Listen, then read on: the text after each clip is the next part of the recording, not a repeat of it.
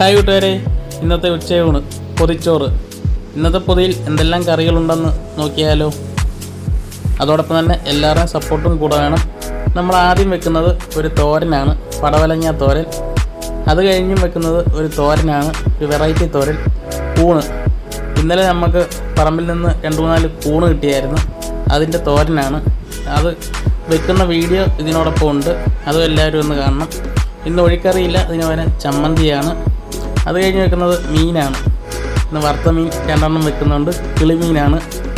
കിളിമീനും വെച്ചതിന് ശേഷം അച്ചാറുണ്ട്, നാരങ്ങ അച്ചാർ. അപ്പോൾ ഇത്രയുമാണ് ഇന്നത്തെ പൊതിയിലുള്ളത്. അന്നേരം ഈ പൊതി എല്ലാവർക്കും ഇഷ്ടമായി എന്ന് കരുതുന്നു.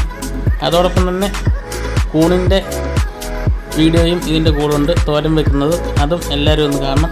അപ്പോൾ നാളെ കാണുന്നവരെ ഓക്കെ, ബൈ.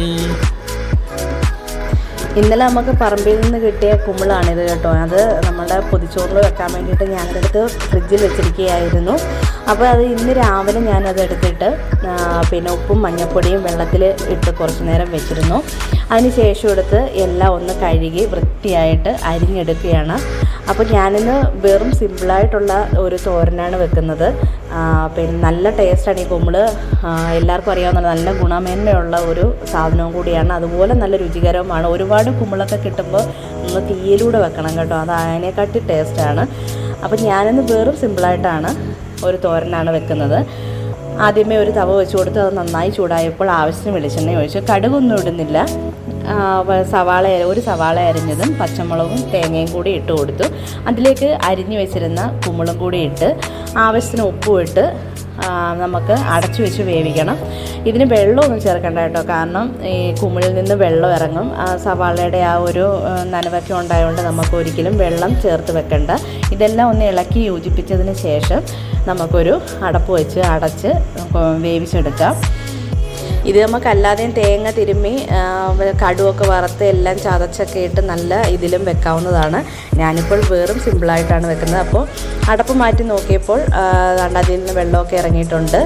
ഇനി കുറച്ചുകൂടി വേവാണ്ട്, കുമ്പിളിന് പൊതുവേ കുറച്ച് വേവ് കൂടുതലാണ്.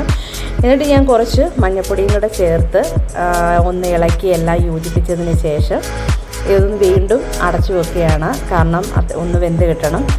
അപ്പോൾ നിങ്ങൾക്ക് ഇഷ്ടമുള്ള രീതിയിൽ വെക്കാം. അപ്പം ഞാനിന്ന് ഇങ്ങനെയാണ് കുമ്പിൾ വെറും സിമ്പിളായിട്ട് നമ്മുടെ പൊതിച്ചോറിൽ വെക്കാൻ വെച്ചിരിക്കുന്നത്.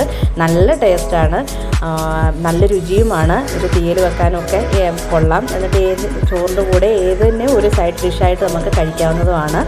അപ്പോൾ നിങ്ങൾക്കും ഈ പറമ്പിൽ നിന്നൊക്കെ ഈ കുമ്പിൾ കിട്ടുവാണെങ്കിൽ ഇങ്ങനെ ഒന്ന് വെച്ച് നോക്കണം കേട്ടോ. ഓക്കെ.